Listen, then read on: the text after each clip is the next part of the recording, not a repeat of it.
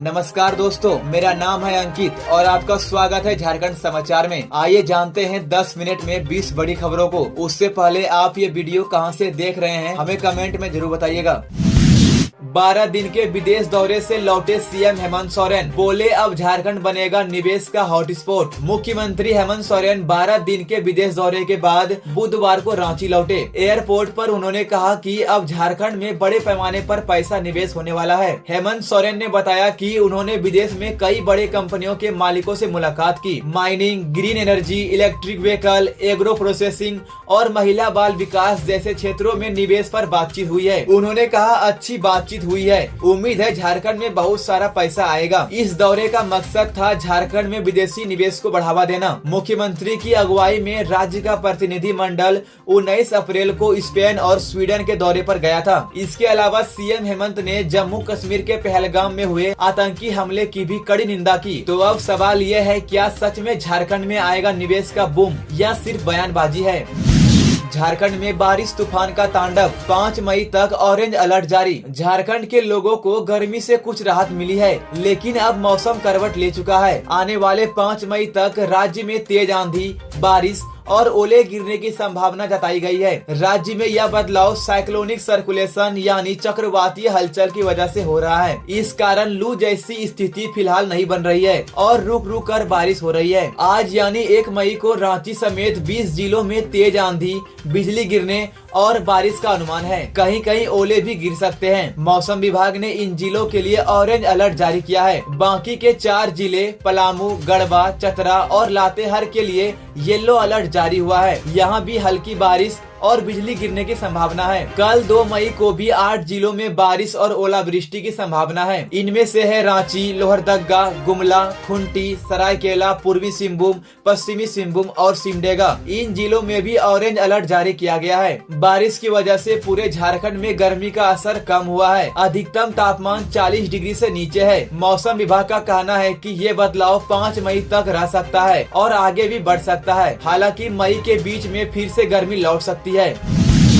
बिजली विभाग ने दिया 440 वोल्ट का झटका, गांव और शहर दोनों में बढ़े रेट। झारखंड में बिजली महंगी हो गई है। 1 मई 2025 से नई बिजली दरें लागू हो गई है। गांव वालों को अब हर यूनिट पर 40 पैसे ज्यादा और शहर वालों को 20 पैसे ज्यादा चुकाने होंगे। अब ग्रामीण उपभोक्ता को 6 रुपए 30 पैसे की जगह 6 रुपए 70 पैसे और शहरी उपभोक्ताओं को 6 रुपए 65 पैसे की जगह 6 रुपए 85 पैसे प्रति यूनिट देना होगा। झारखंड बिजली बोर्ड ने 40% बढ़ोतरी की मांग की थी, लेकिन बिजली आयोग ने सिर्फ 6.34 की ही बढ़ोतरी मानी। फिक्स चार्ज में कोई बढ़ोतरी नहीं हुई है। राज्य के 50,80,000 घरेलू उपभोक्ताओं में से 40 लाख को मुफ्त बिजली मिल रही है, यानी सिर्फ 10,80,000 उपभोक्ताओं को ही बिजली की दरें चुकानी होगी। अगर आप सोलर सिस्टम लगाते हैं तो अच्छी खबर है। ग्रॉस मीटरिंग के लिए 4 रुपए 16 पैसे पर यूनिट, नेट मीटरिंग के लिए 3 रुपए 80 पैसे पर यूनिट तय किया गया है। कुछ और नई सुविधाएं भी बनाई गई है। प्रीपेड मीटर लगाने वालों को 3% की छूट मिलेगी। प्रीपेड मीटर लगवाने के बाद 1 महीने के अंदर सिक्योरिटी राशि वापस मिलेगी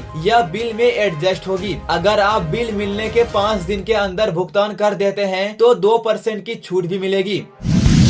रात के अंधेरे में नक्सलियों ने मचाया कहर, एक की गोली मारकर हत्या। झारखंड के लातेहार में बुधवार देर रात नक्सलियों ने बड़ा हमला किया। सड़क निर्माण में लगे 2 वाहनों को जला दिया और एक शख्स को गोली मार दी। मारे गए व्यक्ति का नाम अयूब खान बताया जा रहा है। इस वारदात के बाद पूरे इलाके में डर और दहशत का माहौल है। जानकारी के मुताबिक मजदूर और मशीन ऑपरेटर देर रात तक सड़क का काम कर रहे थे। इसी दौरान कई हथियार बंद नक्सली वहां पहुंचे और हमला कर दिया। उन्होंने एक जेसीबी और दूसरे वाहन को आग के हवाले कर दिया और अयूब खान को गोली मार दी, जिससे उसकी मौके पर ही मौत हो गई। अब तक यह साफ नहीं हो पाया है कि इस हमले के पीछे कौन सा नक्सली संगठन है। किसी ने इस हमले की जिम्मेदारी भी नहीं ली है। गुरुवार सुबह गांव वालों को घटना का पता चला, फिर पुलिस को खबर दी गई। पुलिस मौके पर पहुंची, लोगों से पूछताछ की और सबको पोस्टमार्टम के लिए भेजा। अभी तक पुलिस की ओर से कोई औपचारिक बयान नहीं आया है।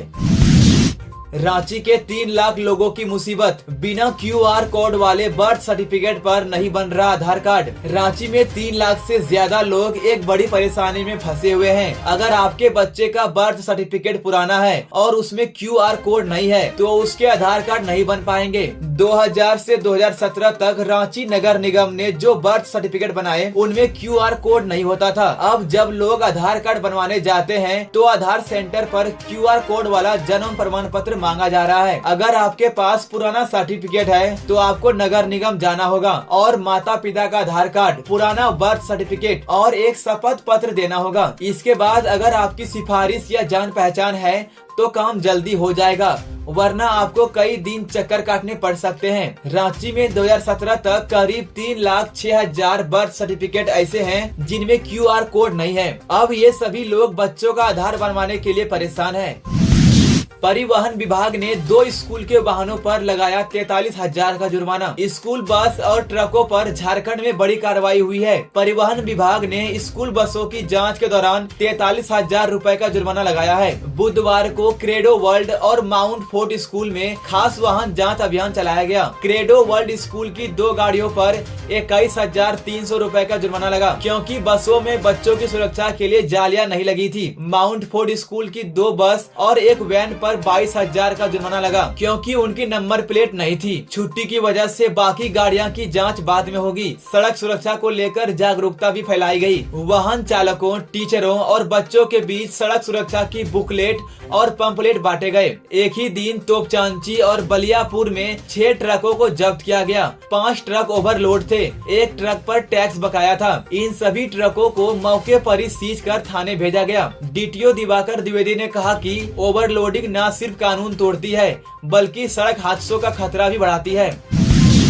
अनुराग गुप्ता ही रहेंगे झारखंड के DGP, जानिए राज्य और केंद्र के बीच चल रही खींचतान। झारखंड के DGP अनुराग गुप्ता के रिटायरमेंट को लेकर अब राज्य और केंद्र सरकार के बीच खींचतान तेज हो गई है। अनुराग गुप्ता 30 अप्रैल को 60 साल के हो गए, यानी रिटायरमेंट की उम्र पूरी कर ली, लेकिन राज्य सरकार ने उनके रिटायरमेंट पर कोई घोषणा नहीं की। मतलब साफ है, अभी भी वही झारखंड के DGP बने हुए हैं। इधर केंद्र सरकार ने राज्य को एक चिट्ठी भेजी थी जिसमें DGP नियुक्ति के फैसले पर आपत्ति जताई गई थी, लेकिन CM हेमंत सोरेन ने विदेश से लौटते ही अधिकारियों के साथ बैठक की और केंद्र को जवाबी चिट्ठी भेज दी। राज्य सरकार ने कहा है कि अनुराग गुप्ता की नियुक्ति पूरी तरह से नियमों के मुताबिक हुई है और DGP को 2 साल तक पद पर बने रहने का अधिकार होता है, इसलिए केंद्र को अपने फैसले पर दोबारा सोचना चाहिए।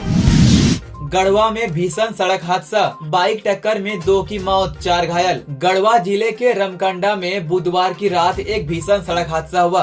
2 बाइकों की आमने सामने टक्कर में 2 युवकों की जान चली गई और 4 लोग गंभीर रूप से घायल हो गए। ये हादसा रमकंडा मेदिनीनगर मुख्य मार्ग पर मुड़खुड़ गांव के पास हुआ। टक्कर इतनी तेज थी कि एक युवक की मौके पर ही मौत हो गई, जबकि दूसरे ने अस्पताल में दम तोड़ दिया। स्थानीय लोगों के अनुसार चेते गाँव के 4 युवक एक ही बाइक पर सवार थे और रामगढ़ के सरहुआ गांव जा रहे थे। वहीं दूसरी ओर से 2 युवक दूसरी बाइक पर आ रहे थे। मुड़खुड़ गांव के पास दोनों बाइकों में जबरदस्त भिड़ंत हो गई। टक्कर के बाद दोनों बाइकों के सवार इधर उधर गिर पड़े। रमकंडा थाना की पुलिस मौके पर पहुंची, सबको कब्जे में लिया और घायलों को अस्पताल भिजवाया। थाना प्रभारी ने बताया कि पोस्टमार्टम गुरुवार को होगा। अब तक परिजनों की तरफ से कोई शिकायत नहीं आई है। ये हादसा लोगों के लिए एक चेतावनी भी है। सड़क पर लापरवाही जानलेवा साबित हो सकती है। झारखंड के लेटेस्ट न्यूज को सबसे पहले देखने के लिए हमारे चैनल को सब्सक्राइब जरूर करें।